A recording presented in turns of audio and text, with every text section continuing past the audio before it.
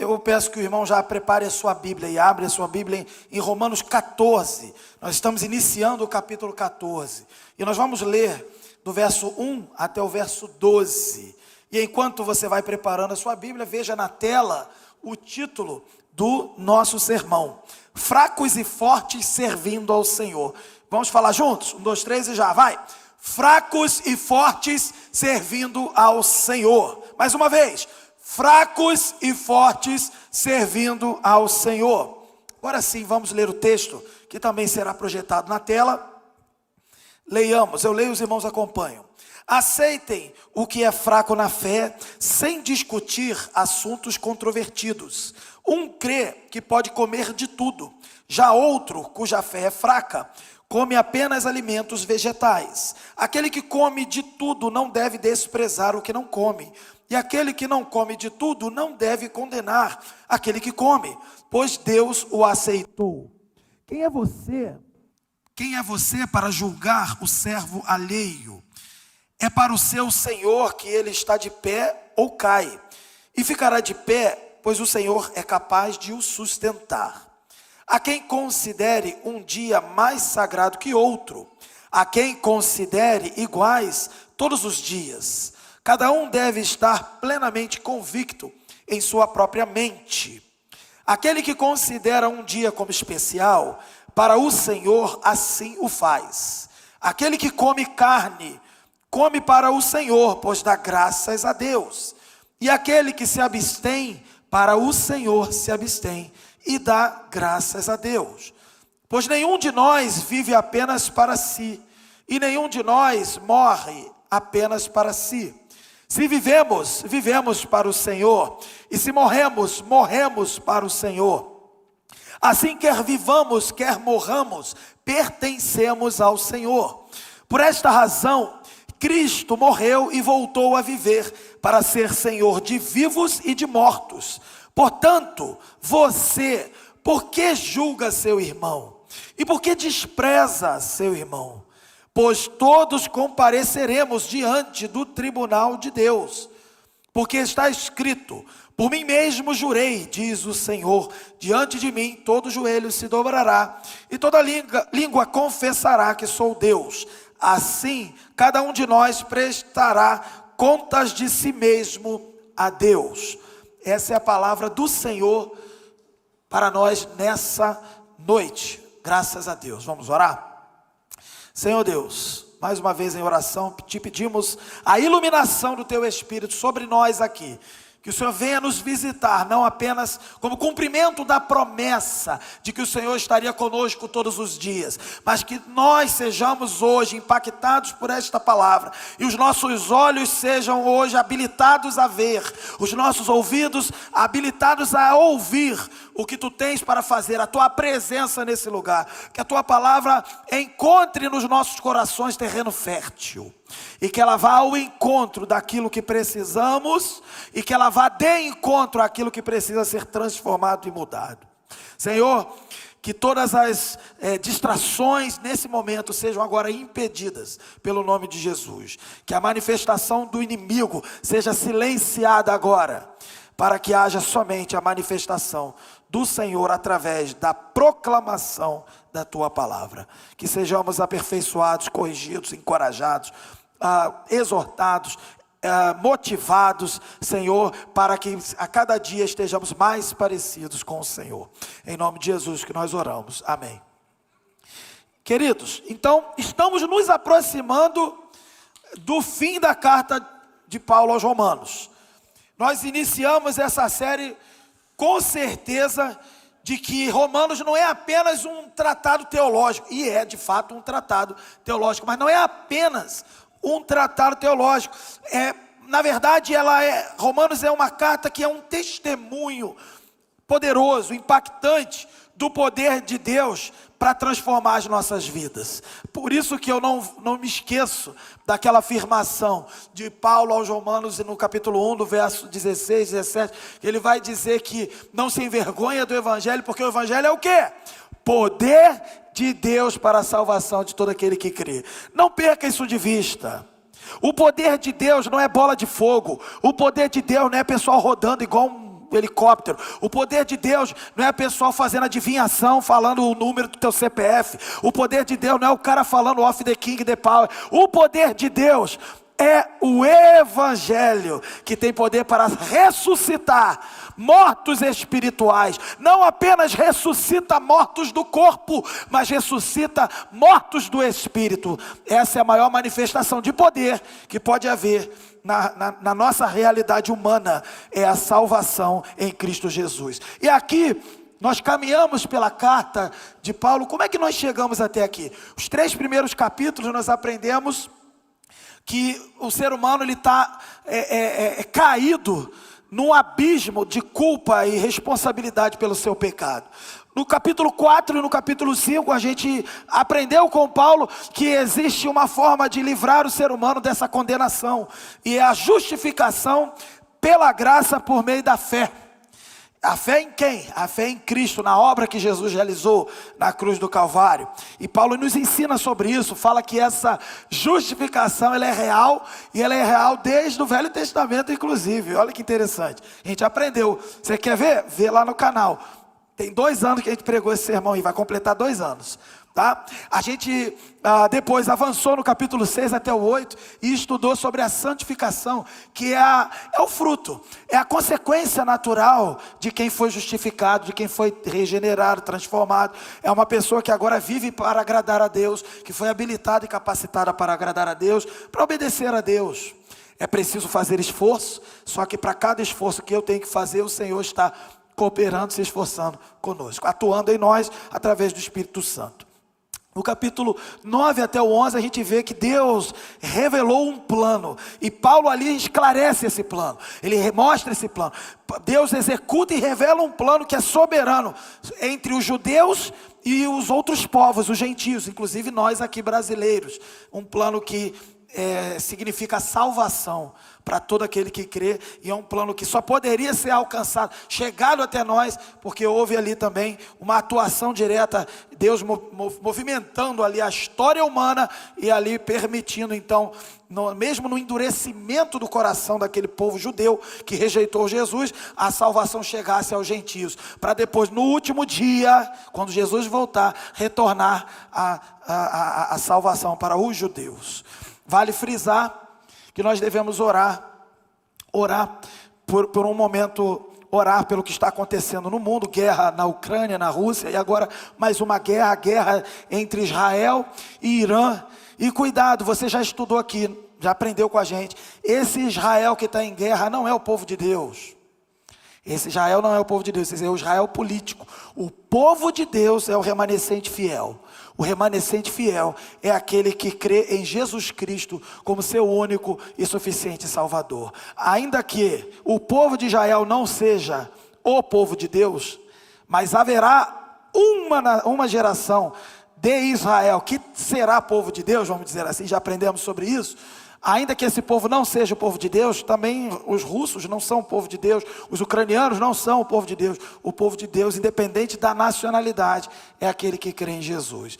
Vamos orar por todos os nossos irmãos que sofrem em guerras ou em outras perseguições pelo mundo, e vamos orar para que haja paz entre as nações, para que em paz haja livre acesso ao Evangelho para essas pessoas. Elas precisam do Evangelho, elas precisam de uma paz em meio a essa guerra. Elas precisam das nossas orações, não se esqueçam disso. E no capítulo 12 nós vimos Paulo ensinando que a nossa própria vida prática deve ser vivida em amor, em entrega, como um culto racional, e também amor a Deus, amor aos semelhantes, amor aos inimigos, um espírito de corpo, como igreja que somos, manifestando os nossos dons. E no capítulo 13, que vimos nos últimos sermões, a gente aprendeu que o dever do cristão é se submeter, olha isso, às autoridades, porque Deus estabeleceu essas autoridades. Pagar o que é devido, pagar a dívida do amor, considerando o que nunca será suficiente o que se paga, e considerar-se sempre devedor desse amor. A gente aprendeu tudo isso no capítulo 13. E também a gente aprendeu na semana passada que a gente está no período em que o sol vai raiar. Lembra do sermão da semana passada? Gostei tanto, foi tão poético, né? Tão bonito, né? O sol vai raiar, a madrugada está passando, não é verdade? Teve até música que fala do sol, bonito, né? Foi semana passada. A gente pôde ser também impactado pela palavra do Senhor, lembrando que estamos às portas da volta de Jesus. A madrugada está passando, a noite está passando, o dia está raiando, porque Jesus está voltando, glória a Deus. E terminamos o capítulo 13, entramos no capítulo 14, e Paulo agora resolve falar um pouco dos problemas que as igrejas passam, e especificamente a igreja de Roma. Eles estavam passando problemas, e Paulo ele sempre vai orientar o funcionamento das igrejas. Quando ele escreve as suas cartas para as igrejas, ele sempre vai falar alguma coisa que a igreja está passando, que precisa ser melhorado, corrigido. E aqui ele resolve então pontuar uma crise que eles estavam passando. Aqui Paulo vai abordar um tema importante para a nossa vida em comunidade: como lidar com as diferenças entre os irmãos. E que diferenças? Diferenças que não necessariamente são diferenças importantes, essenciais. As pessoas julgam que é importante e começam a brigar, mas do ponto de vista de Paulo, elas são secundárias. Então, como a gente deve lidar? Primeiro considerando as secundárias, para depois ver o que fazer. Aqui Paulo vai tratar assuntos como questões de comida e dias especiais, que estavam gerando grande divisão na igreja de Roma, e gera divisão nas igrejas até hoje, e dúvida até hoje. E é sobre isso então que esse texto fala. E então Paulo vai nos ensinar que Cristo, Ele é o Senhor, tanto dos fracos quanto dos fortes, e que a unidade da igreja, sermos um em Cristo, a unidade da igreja, ela não pode e não deve ser quebrada por opiniões pessoais ou por questões realmente secundárias e periféricas. Então, irmãos, o que a gente vai ver aqui agora é Paulo chamar servos de Deus de fracos e de fortes, e vamos entender o que é isso. Mas antes eu queria mostrar essa frase que vai resumir e permear o nosso sermão. Devemos viver em unidade em meio às diferenças, pois pertencemos e prestaremos contas ao mesmo Senhor. Vamos ler junto para acordar? Vai lá, 2, 3 e já, vai! Devemos viver em unidade em meio às diferenças, pois pertencemos e prestaremos contas ao mesmo Senhor. Se você esqueceu o sermão todo, grava essa frase, já vai te ajudar. Tá bom? É o resumo daquilo que a gente vai conversar aqui. Pode passar, por favor, o primeiro ponto. São 4 pontos que a gente vai conversar aqui. O primeiro ponto é esse: fracos e fortes são servos do Senhor. Então vamos entender quem são os fracos e os fortes. São aqueles que são servos do Senhor. Então ele não está falando de não crente. Ele não está falando do cara que não tem Jesus no coração. Ele está falando de quem? De crente. Existe o crente fraco e existe o crente o quê? Forte. Os dois são o quê? Servos do Senhor. Olha o primeiro versículo: aceitem. Olha que legal, né? Começar o sermão assim, né? Aceitar o seu irmão. Aceitem o que é fraco na fé, sem discutir assuntos controvertidos. Vamos tentar entender isso. O que a gente está vendo aqui é que Paulo começa exortando os crentes mais maduros, que se ele está falando assim, ó, aceite o que é fraco, é porque quem está recebendo essa orientação é o forte. Ele está falando para o forte. Forte, quem é o forte? É o mais maduro na fé. Você que é forte na fé, você que é maduro não na idade, mas maduro na vivência espiritual, no conhecimento de Deus, você que tem noção, mais conhecimento sim, e entende melhor aquilo que é o Evangelho, você é o forte. E você deve fazer o que com relação ao fraco, que não tem esse entendimento? Aceitar. Aceite o que é fraco, sem discutir assuntos controversos. O fraco, ele vai ter dificuldade de compreender algumas questões, e às vezes não vai entender posturas que o forte vai tomar. Qual é a orientação? Já que você é forte e maduro, não entra nessa briga. Não guerreie essa guerra. Aceite o seu irmão, deixa ele falar ali e não leva para o lado pessoal. Vamos avançando como servos de Deus. Ele diz aqui, para acolher com amor, os que têm consciências. O fraco tem consciência sensível. Ele olha para você que entende da liberdade que há em Cristo, e ele não entende por que você pode fazer certas coisas. Ele acha que não deveria fazer, porque ele é fraco. A sua consciência sente que isso era coisa do passado dele, e ele não deve fazer, e ele quer que você também não faça. Ele é fraco de consciência, ele não aceita, e ele fica ali implicando com você. Aí Paulo vai dizer para os fortes: aceitem, deixa o cara falar, vai orando, vai levando, vai orando com ele. Ele vai falar para o fraco também, mas aqui ele começou falando para o forte compreender o fraco. Aí vamos lá, aí vem, ele vai dar alguns exemplos, verso 2. Um crê que pode comer de tudo, né? O outro, cuja fé é fraca, apenas come alimentos vegetais. Não é o vegano não, mas é um que ele entende, porque naquele tempo muitas carnes, tinha a questão da carne de porco para o judaísmo, e havia carnes que eram consagradas a ídolos em todos os sentidos, de todas as religiões. A gente está falando aqui de Roma, a capital do mundo, em que pessoas de várias nacionalidades passavam ali. Então pessoas se convertiam, e a briga ali era entre judeus e gentios, se convertiam e tinham dificuldade de ver uma pessoa que é serva de Deus comendo um alimento que era às vezes oferecida para um determinado ídolo, ou era proibido no caso do judaísmo. Então Paulo vai dizer, isso já tinha sido até resolvido. No livro de Atos a gente vê a história da igreja se desenvolvendo, e eles decidindo sobre questões desse tipo. Não havia mais problema quanto a isso, mas Paulo deixa claro o seguinte: um crê que dá para comer de tudo, o outro cuja fé é fraca. A ideia aqui de fé fraca eram as diferenças culturais, religiosas, dos judeus, dos gentios, e aquele que não entendia plenamente a liberdade cristã. Ele não tinha o conhecimento pleno da liberdade cristã, ele tinha fé fraca, e ele então se abstinha de certos alimentos. Ele abria a mão: não vou comer isso aqui foi dado na religião tal, no judaísmo, na macumba, não sei o quê. Ou o cara que é judeu: não vou comer a carne de porco, porque desde o Velho Testamento não pode comer. Ele se abstinha. Mas Paulo deixa claro que ele não condena, mas ele identifica essa pessoa como sensível. Consciência sensível, fraco na fé. Aí você vai falar assim: pastor, como é que você vai falar um negócio desse para jovem? Mas o que mais tem é essa dinâmica no meio do jovem. Posso fazer isso ou não posso fazer? Um acha que pode, o outro acha que não pode. O que pode, de repente a Bíblia diz que pode mesmo, e está tudo bem. E aí o cara que acha que não pode fica chateado, porque ele abre mão e o outro não abre mão. Então é essa situação que está acontecendo aqui. Aqui está dizendo então que o cara que é forte precisa entender o cara que é fraco. Existem outros textos que falam sobre isso. Paulo fala sobre isso em Coríntios e outros textos. Paulo vai dizer até que determinadas situações você não deve fazer na presença de quem é fraco, por respeito àquela consciência. O cara é fraco, você identificou, ele não tem, ele é sensível, ele se ofende com aquilo ali. Ele entende que aquilo ali é uma adoração a outro Deus, a outro ídolo. Então o que você vai fazer? Você vai abrir mão de fazer na presença dele. Depende do lugar onde você está inserido.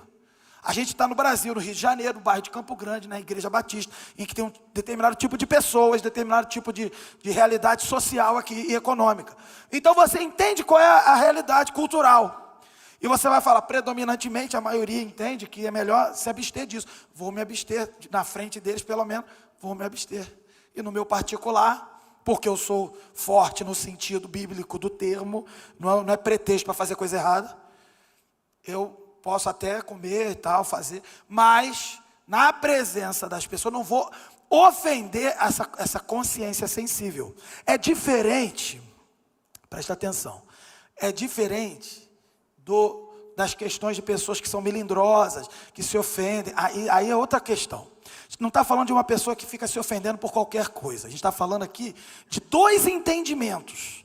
Um que já tem um entendimento mais maduro, e o outro que tem um entendimento ainda, está chegando ainda no conhecimento da liberdade, acha melhor abrir mão de algumas coisas. Não é pessoa melindrosa, porque pessoa melindrosa ela precisa se corrigir. Ela é vaidosa, ela pensa que tudo é sobre ela, fica ofendida, e a pessoa que fez, que ela acha que fez alguma coisa com ela, ela nem fez nada com ela, está nem lembrando dela. Isso é uma questão do melindre, é outra questão. A gente está falando aqui de uma pessoa que não está no mesmo nível de compreensão, e ela é fraca. Eu preciso ajudar essa pessoa, não forçando essa consciência, não aviltando contra essa consciência. E eu abro mão de fazer certas coisas na presença dela. Aqui Paulo não está nesse texto mandando abrir mão de fazer. Ele está apenas dizendo que os dois grupos têm que se aceitar. Não devem se reprovar mutuamente, devem se aceitar. Mas em outros textos Paulo vai dizer que deve se abrir mão. Pelo bem do que é fraco. Essa é a ideia. Então vamos lá. O verso 3. Aquele que come de tudo não deve desprezar. Então você que é forte, que entende que tem liberdade, que come de tudo, que pode comer, não pode desprezar. Esse cara é fraco, esse cara não entende nada, esse cara é um atrasado. Não vai fazer isso. Não pode desprezar. Deve considerar esse irmão que é fraco. Está aqui o texto. E aquele que não come de tudo também, ou seja, aquele que é o fraco, que abre mão de comer certas coisas, também não deve ficar condenando. Lá, aquele cara está comendo comida dos ídolos, aquele cara está comendo coisa do Satanás, está amarrado, repreendido. Os dois estão errados. Paulo está deixando aqui claro. O que é forte e come de tudo não pode desprezar o outro. E o que se abstém e é fraco, sensível na consciência, ele também não deve ficar apontando o dedo e condenando. Aqui Paulo está resolvendo os dois lados. Aquele que come. E ele explica por quê. Porque Deus aceitou essa pessoa. Aceitou o que come, aceitou o que não come. Aceitou o que é forte, aceitou o que é fraco. Se os dois são servos de Deus, a gente está vendo o título do sermão não, do ponto aí. Os dois são servos de Deus, é porque Deus os aceitou. Então eles têm que se aceitar mutuamente. Não precisa ficar enchendo a paciência do outro. Meu irmão, para de comer esse negócio que é do diabo. Aí o outro fala, você não entende nada, a gente possa todas as coisas daquele que me fortalece, não sei o que lá. Para os dois de discussão. É isso que Paulo está falando aqui. E vamos servir, e vamos seguir. O critério aqui é claro, Deus aceitou ambos os grupos. Me faz lembrar aqui algumas coisas. Por exemplo, John MacArthur vai dizer, a maturidade espiritual se expressa mais pelo amor do que pelo conhecimento. O tal cara que tem conhecimento, que é livre, tem que amar o irmão que é fraco, o irmão que é sensível. Charles Spurgeon vai dizer, jogar pedras nos filhos de Deus por diferenças de opinião é esquecer que eles são servos do mesmo Senhor. Então é preciso lembrar que teu irmão, mesmo diferente de você, e por questões banais, essa é a ideia aqui, é preciso lembrar que ele é servo de Deus, serve o mesmo Senhor que você. E aí Paulo então pergunta, no verso 4, quem é você para julgar o servo alheio? Seja você fraco ou forte, não importa a sua categoria. Quem é você para julgar o servo alheio? É para o seu Senhor que ele é seu, que está de pé ou cai. Aqui o texto está dizendo assim, é para o seu Senhor, ele pertence a um Senhor, e que ele está de pé ou cai. Se ele então come ou deixa de comer, não tem nada a ver com você. Tem a ver que ele faz isso para quem? Para Deus, para o Senhor. E ficará de pé, pois é o Senhor é que é capaz de o sustentar. A autoridade do Senhor atua nesse momento. Essa autoridade não é do servo para julgar o outro, o irmão para julgar o outro. Essa autoridade é de Deus. Ele é que vai julgar os servos dele. Ele é quem sustenta e julga as pessoas. Isso então nos lembra o quê? De humildade. Eu olho para o meu irmão, ele é diferente, mas eu estou atento à palavra. A palavra diz o que é para fazer, a palavra diz o que é para viver. A palavra diz para mim, você é o fraco, você é o forte, respeite o outro. Então não vou perturbar o outro, eu vou ser um com ele, eu vou desenvolver unidade com ele, porque é o Senhor que vai julgar o que tiver que ser julgado. Eu vou falar rapidamente daqui a pouco sobre julgamento, mas é o Senhor que julga. Mais uma vez então a frase, devemos viver em unidade, em meio às diferenças, pois pertencemos e prestamos contas ao mesmo Senhor. Segundo ponto, fracos e fortes podem agradar ao Senhor. O fraco desequilibrado, ele vai pensar assim, eu estou me abstendo do que é mal, sei lá. Então só eu posso agradar a Deus. O cara que está comendo as coisas que eu não como, esse cara não tem como agradar a Deus. E aí o cara que é forte, Fala assim, como é que um cara desse que não entende nada, ainda está na escravidão das outras religiões, pode agradar a Deus? Os dois estão errados. Os dois podem agradar a Deus. O texto é claro.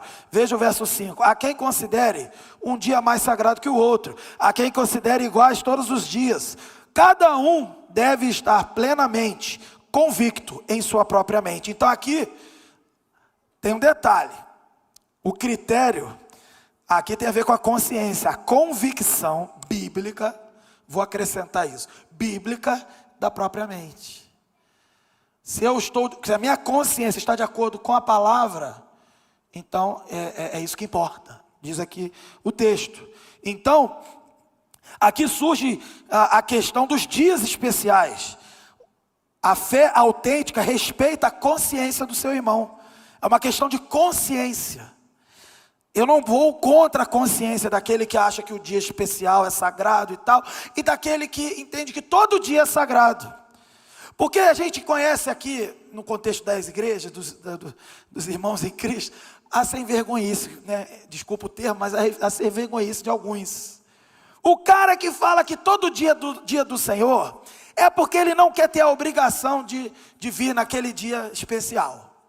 E no final ele não vem nem nesse dia, nem no outro, e não vem em dia nenhum, porque todo dia do Senhor na cabeça dele, então ele não vem em dia nenhum. E o cara que fala que o dia do Senhor é o sábado ou é o domingo, e esse é o dia do Senhor, aleluia, não sei o quê, é outro também sem vergonha, porque ele quer só aquele dia, e os outros dias ele está bagunçando. Então na verdade, seja como for, um ou outro, todo dia realmente é dia do Senhor. E se eu separar um dia de forma especial, tudo isso a gente faz para o Senhor. É isso que Paulo fala aqui. Olha o que Paulo fala no versículo 6. Primeiro, só um comentário antes de ler. Não existe uniformidade. Todos são iguais, não são. Mas existe convicção pessoal diante de Deus. E é a partir disso que Paulo comenta o verso 6. Ele fala aqui no verso 6. Aquele que considera um dia como especial, ele faz isso para o Senhor. Está aqui. E aquele que come carne, come para o Senhor. Ele está se dedicando ao Senhor desta forma, com a sua consciência, pois dá graças a Deus. Aquele que se abstém, para o Senhor se abstém, não vai comer, e dá graças a Deus. Então eu não posso reprovar uma atitude pessoal de consciência do meu irmão.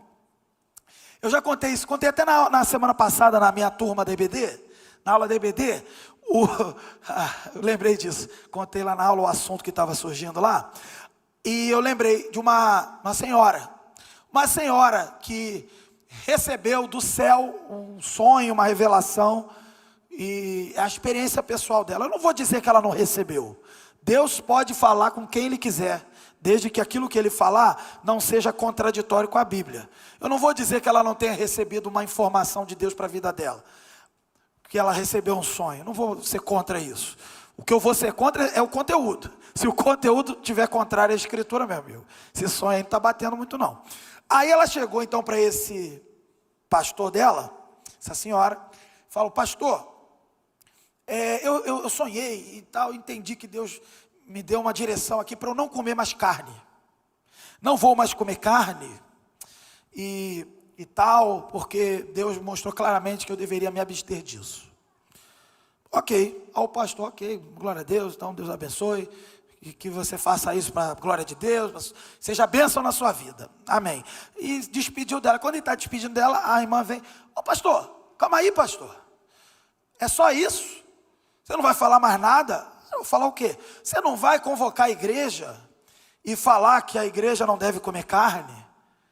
Ele: não, mas Deus falou para eu não comer carne. Mas então, falou para a irmã não comer carne, não falou para a igreja não comer carne, não falou para eu não comer carne, falou para a irmã não comer carne. Então seja feliz, Deus abençoe.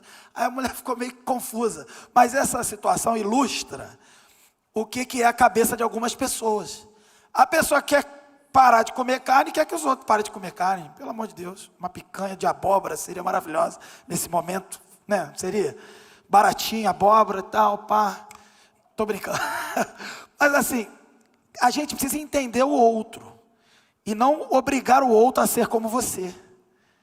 Tá certo? E fora que, no caso da irmãzinha ali, foi uma experiência pessoal. Eu não posso ir contra a experiência pessoal. Quando eu dei aula agora para a classe de batismo, o pessoal preparando para o testemunho, eu falei, o seu testemunho tem que ser coerente com a Escritura, e ele tem que ter conteúdo da Escritura, mas é uma experiência pessoal. Eu não posso ir contra a sua consciência e aquilo que você viveu com Deus. Agora, aquilo que você interpretou do que você viveu, estiver batendo contra a Bíblia, então aí eu tenho que jogar fora essa parte. Então a gente construiu algo bíblico, que é um testemunho que abençoa pessoas aí nos últimos dias aí que tiveram testemunho. Mas a gente não pode ir contra a consciência das pessoas, seja para o fraco, seja para o forte. A intenção, pelo que a gente está vendo aqui, é o que importa.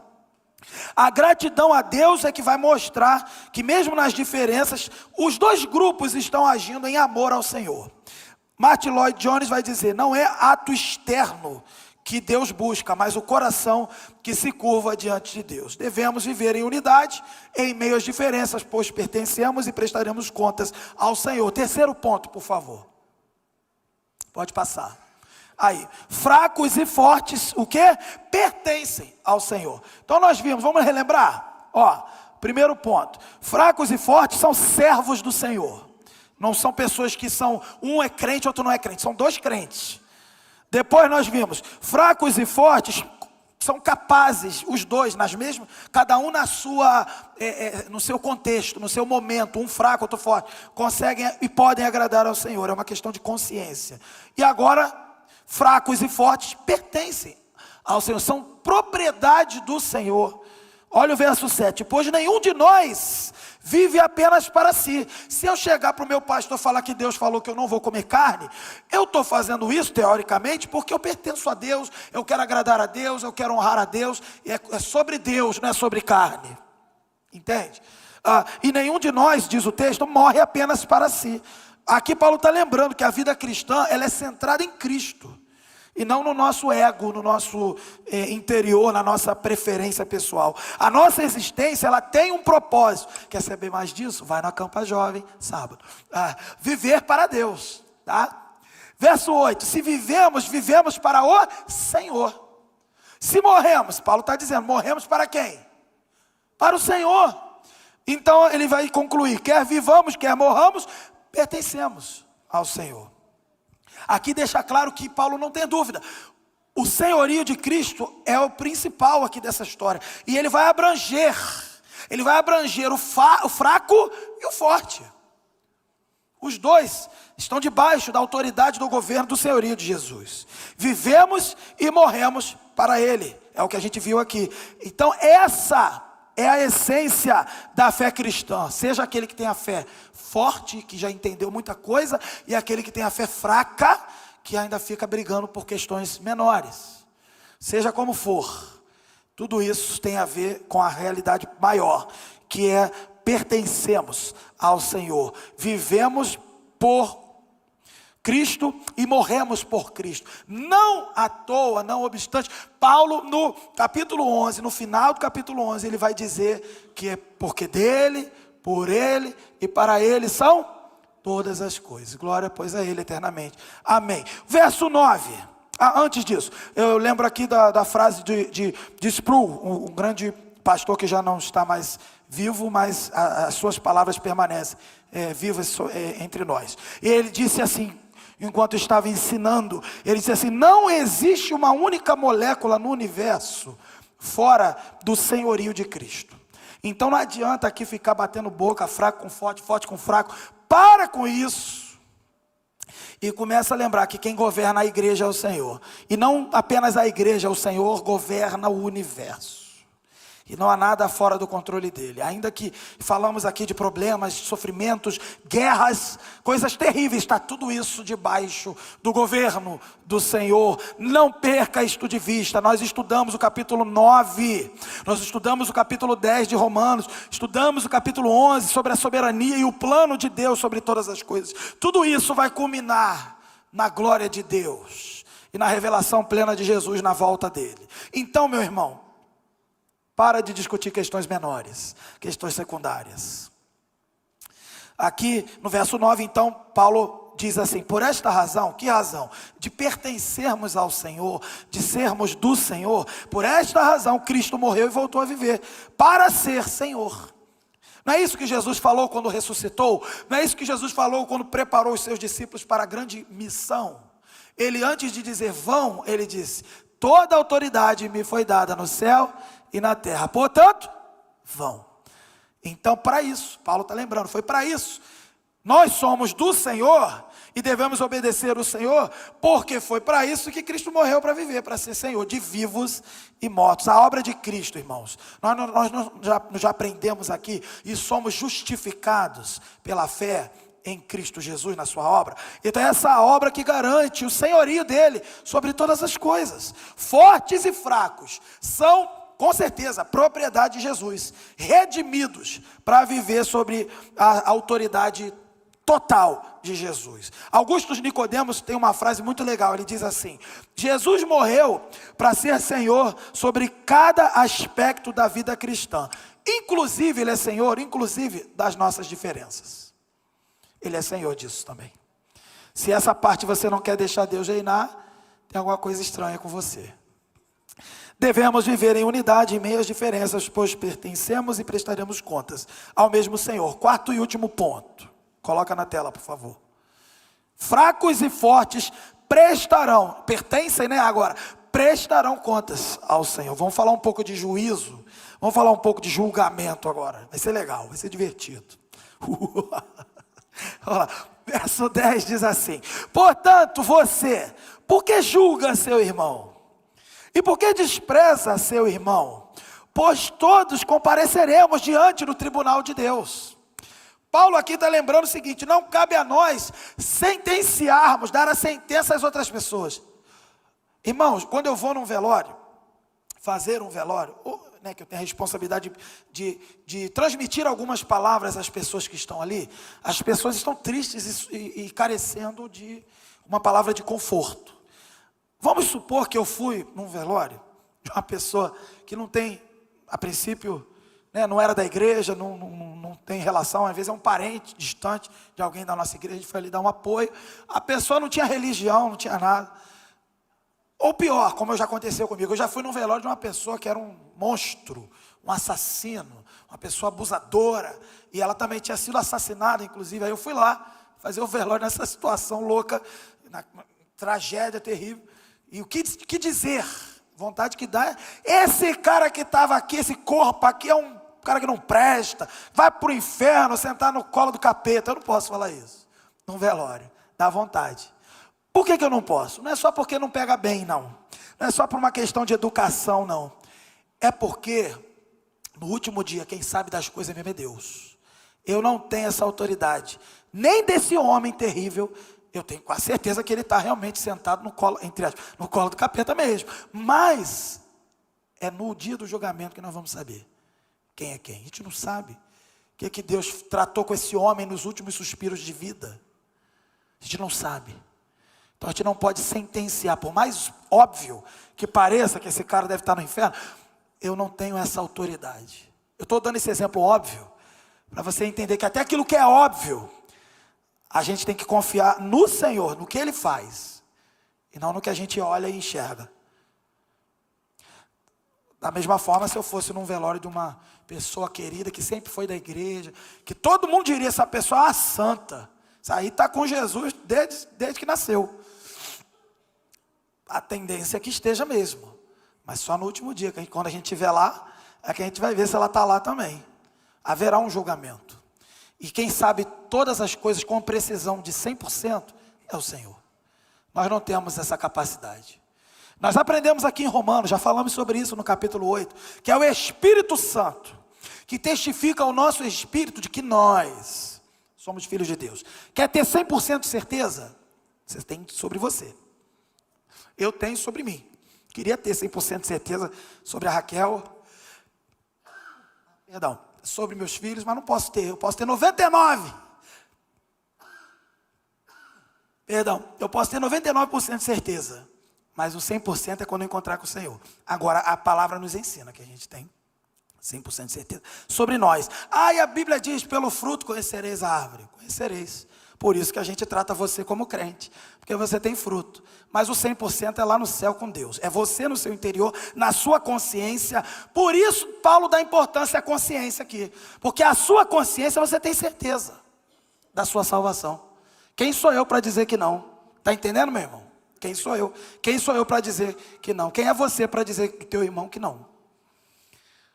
Porém, até quando a gente vai trabalhar com a disciplina e colocar uma pessoa para fora da igreja, dentro do processo de disciplina, Jesus é bem cuidadoso em dizer assim, trate-o como.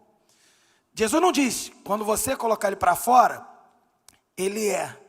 Não, Jesus diz, trate-o como se fosse. Você não vai saber, só quem sabe é Deus. Então a gente, até quando coloca alguém para fora da igreja, a gente vai tratar, porque é a regra, vai tratar como não crente, gentil ou publicano, é a palavra que Jesus usa. Você vai tratar como um não crente. O que é um não crente? Você ora por ele, um dia você vai pregar o evangelho de novo para ele. É um não crente, você vai tratar como um não crente. Mas a certeza quem vai ter lá é Deus, no último dia. Entendeu a coisa? Muito cuidado com isso. Eu olho para vocês, eu tenho 99% de certeza que vocês são irmãos em Cristo. O 1% é só que está faltando completar o 100%, é só quando encontrar com o Senhor. Por que eu estou falando isso? Porque tem um julgamento. Paulo está lembrando, por que você julga seu irmão? Por que você despreza seu irmão? Pois todos compareceremos ao tribunal de Deus. Então não cabe a nós, irmãos. O tribunal é de quem? É seu? É de quem? É de Deus, é do Senhor, não é nosso. O temor do Senhor deve nessa hora me frear e frear você.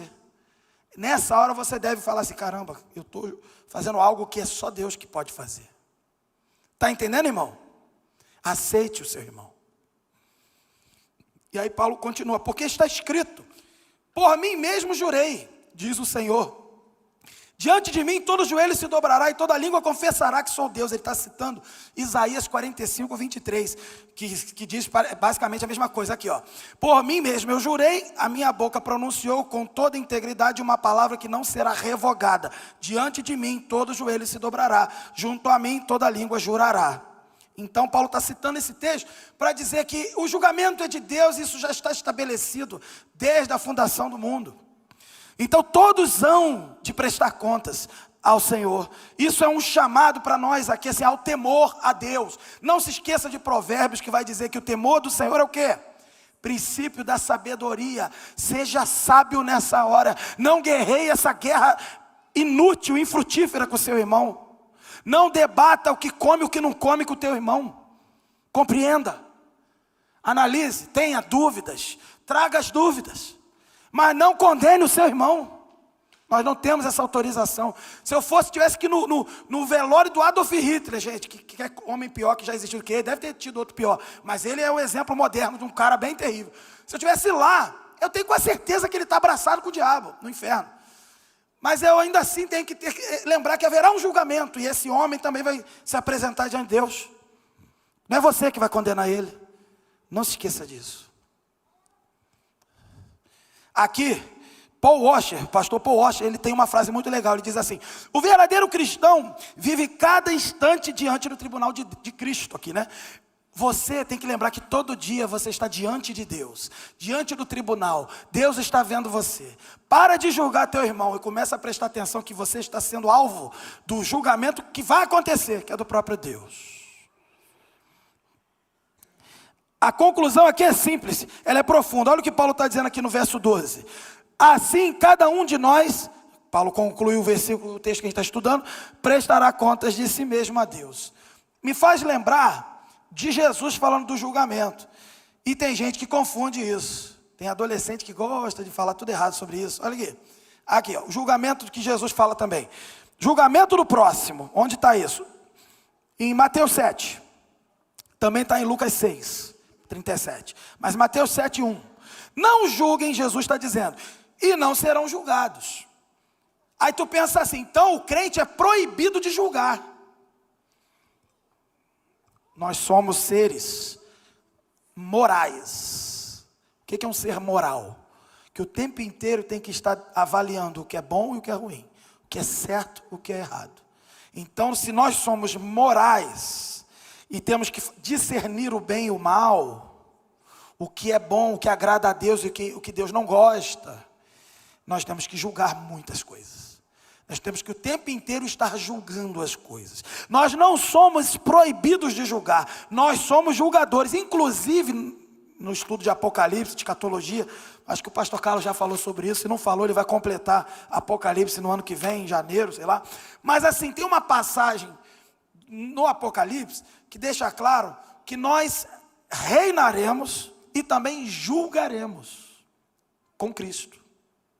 Passaremos do banco dos réus para o lado dos julgadores. Então, o errado não é julgar. O errado é o que Jesus vai falar aqui no verso 2 do capítulo 7 de Mateus. Pois da mesma forma que julgarem, vocês serão julgados. Então preste atenção, existem formas e formas de se julgar. A medida com que medirem será usada como medida para vocês. Se a sua medida for uma medida sem misericórdia, uma medida divergente da palavra de Deus, é isso que você vai receber. Então você não está proibido de julgar, você está proibido de ser carnal. Seu julgamento tem que ser espiritual, à luz da Escritura. E à luz da Escritura você vai olhar o teu irmão fraco na fé, não vai brigar com ele. Você vai olhar o teu irmão que é forte, você não quer comer aquele negócio, mas ele come. Você não vai perturbar ele. Você vai aceitar ele, você vai amar ele, você vai caminhar com ele até onde dá, né? Na hora da carne, você come a tua carne aqui, eu vou comer minha alface aqui, entendeu? Não tem problema. Você vai beber esse suco de, como é que é? Como é que é o nome? Detox, você vai beber esse detox, eu vou tomar meu milkshake aqui, não tem problema. Respeita o teu irmão. É bem isso, né, irmão? Respeita o teu irmão. E alguns, então, quando Paulo fala não julgue, quando Jesus fala que não julgue, é para não ser injusto, carnal, antibíblico. Você tem que julgar com a santidade de Deus, a justiça de Deus, que é permeada de amor, graça, misericórdia. É esse julgamento. Pô, mas é esse julgamento que vai ter em Apocalipse? Claro, o julgamento de Deus em Apocalipse é um julgamento de graça e misericórdia. Vai pegar um grupo de pessoas que foi redimida em Cristo, vai passar para o lado dos que vão julgar. Quer misericórdia melhor do que essa? Quer graça maior do que essa? E vai passar a julgar os que continuaram no erro. Ah, que coisa maneira. Então é dessa forma. Você vai olhar para o teu irmão e falar assim, cara, esse cara aqui, eu não tenho que estar julgando ele. Nós dois somos alvo do julgamento de Deus. Nós temos que estar aqui servindo a Deus e buscando caminhar junto. É isso que você tem que fazer. Jesus termina, para não dizer que eu não terminei a parte que Jesus estava falando, né? Então, ele vai dizer no verso 3, por que você repara no cisco que está no olho do seu irmão, mas não se dá conta de uma viga que está no seu próprio olho? Como você pode dizer ao seu irmão, deixa-me tirar o cisco do seu olho, quando há uma viga no seu? Tipo assim, toma vergonha, né? Presta atenção em você. Para de ficar olhando para o outro. Hipócrita. Então isso é um julgamento o quê? Hipócrita. É isso que Paulo está falando, é isso que Jesus está falando. Não seja hipócrita. É claro que eu vou julgar meu irmão, quando meu irmão está em pecado. E por causa disso eu vou ajudá-lo. O julgamento de um crente com outro crente é assim, vai do teu irmão, mostra o erro para ganhá-lo. Não conseguiu? Chama mais alguém. Não conseguiu? Chama a igreja toda, mas tenta resgatá-lo. Esse é o julgamento do crente. Você vai julgar, tem que julgar toda hora. Não vou dizer para você, não julgue, julgue toda hora.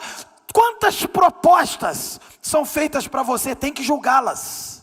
E escolher aquelas que agradam a Deus.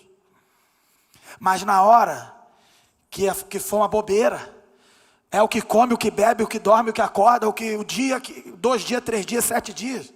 Meu irmão, somos irmãos, vamos caminhar junto. Isso aí não é julgar não, isso aí é ser carnal, isso aí é condenar sem ter o direito de condenar. Voltando, terminando então. Devemos viver em unidade em meio às diferenças, pois pertencemos e prestaremos contas ao mesmo Senhor. A conclusão é simples e profunda. Cada um de nós deve cuidar da sua própria consciência. Não se meta na consciência do teu irmão. Ame o teu irmão. Não afronte, não macule a consciência do teu irmão. Pare de julgar os outros por uma régua com verniz de religioso. Quantas vezes eu vi isso? Só que é uma régua carnal. Viva para agradar ao Senhor, na sua individualidade e na sua coletividade com teu irmão. Pode passar e terminamos. 3 lições para a nossa vida, está na tela. Saiba discernir o essencial e o secundário. Saiba discernir, pois isso é secundário. Eu não vou guerrear essa guerra com meu irmão. Para de arrumar briguinha. Adolescente gosta. Não gostei que ele falou, para, isso é bobeira. Para com isso. Vamos caminhar, temos mais motivos para andarmos juntos do que nos separarmos. Temos mais coisas que nos unem do que aquilo que nos separa. É isso que Paulo está lembrando aqui. É como diz em Colossenses 2, 16, 17. Não permitam que ninguém os julguem pelo que vocês comem ou bebem. Olha o que Paulo está falando em Colossenses. Ou com relação a alguma festividade religiosa ou celebração de luas novas ou dos dias de sábado. Estas coisas que exigem são sombras do que haveria de vir. A realidade, porém, já veio e encontra-se em Cristo. Já estamos no tempo da liberdade. Para de criar caso com o teu irmão. Saiba discernir entre o essencial e o secundário. Ah, porque ele gosta, e daí que ele gosta? A Bíblia condena? Não, então caminha com teu irmão. É isso. Hernandes Dias Lopes vai ensinar que a fé, ela não pode ser reduzida a regras humanas. A gente precisa distinguir doutrina que é essencial de opiniões pessoais. Por exemplo, a escatologia, Apocalipse, é doutrina que não é necessariamente essencial. Tem coisas ali que ninguém sabe o que vai acontecer e ninguém tem resposta. A gente vai ter que confiar no Senhor. E a gente fica criando teorias para tentar se aproximar de alguma coisa, mas a gente não pode brigar com o irmão que tem outra teoria. Ele tem teoria, você tem teoria, o outro tem uma teoria, a gente tenta se aproximar o máximo que dá. A gente tem mais motivos para andar junto do que andar separado. Segunda lição, aceite o irmão em amor e justiça. Como igreja, irmãos, a gente precisa aceitar uns aos outros sem desprezar ou julgar de forma carnal, como eu falei. Paul Washer vai dizer que a prova do cristianismo verdadeiro está na forma como tratamos os mais fracos. Como é que eu vou tratar o meu irmão que é fraco? Que está ali me perturbando, reclamando. Não vou me irritar com ele, vou caminhar com ele até ele aprender alguma coisa, até ele entender alguma coisa. Vou orar por ele, vou ensiná-lo a me aceitar também. Terceiro, viva em submissão ao senhorio de Cristo.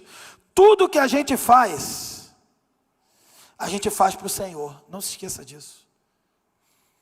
Desde comer, ter opiniões, tudo isso que você faz para o Senhor.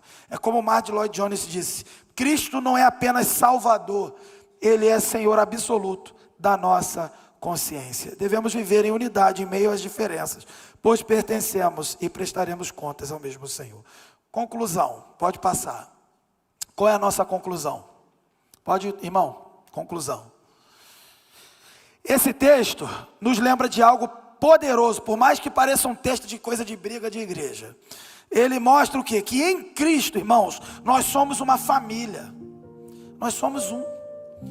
Mesmo quando a gente discorda de questões secundárias, nós somos um em Cristo. A unidade da igreja, irmãos, é muito mais importante do que as nossas opiniões pessoais. Por que você está nessa igreja? Ah, eu estou por causa da palavra, porque tem discipulado, porque eu sou cuidado como ovelha, tenho oportunidade para trabalhar. Ah, mas eu não gosto daquilo, meu irmão. Onde você for, você vai achar coisa que você não gosta. Secundário. Agora existem sim, vou falar bem, ser bem sincero para você. Existem igrejas que não são igreja. Existem igrejas que não estão falhando em questões secundárias. Elas estão falhando em questões principais. Elas não são igreja. Essas aí você tem que cair fora. Mas se você entendeu que está num lugar que as questões principais são bíblicas, o que é secundário é secundário. Seja um com o seu irmão. Seja um com o seu irmão.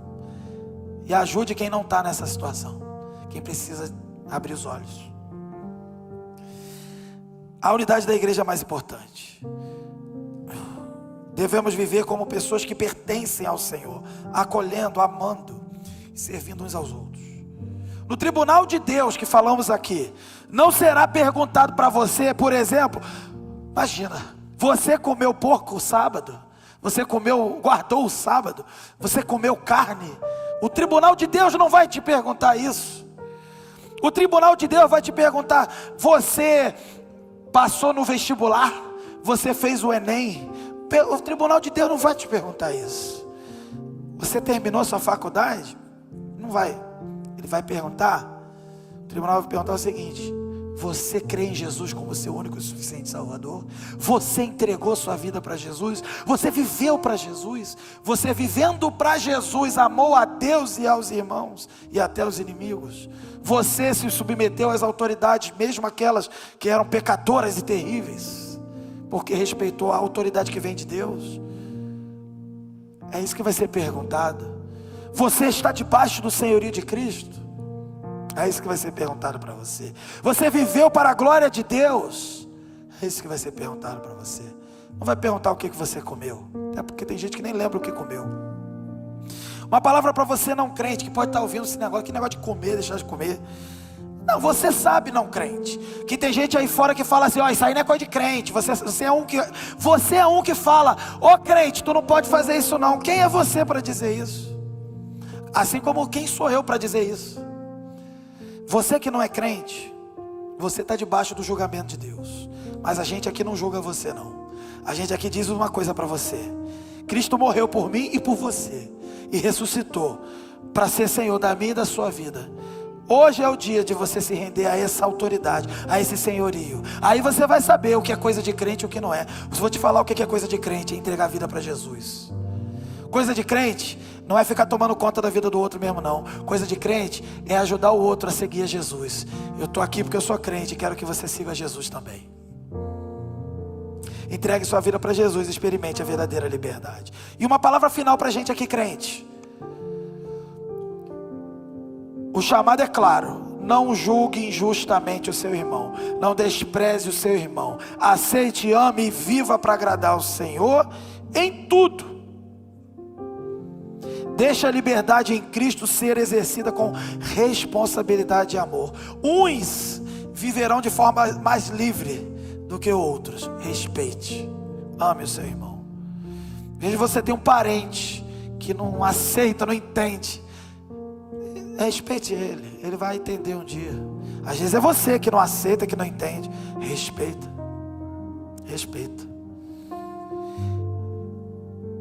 Irmãos, seja quem nós formos, os fracos ou os fortes, todos fomos lavados pelo mesmo sangue, o sangue de Jesus.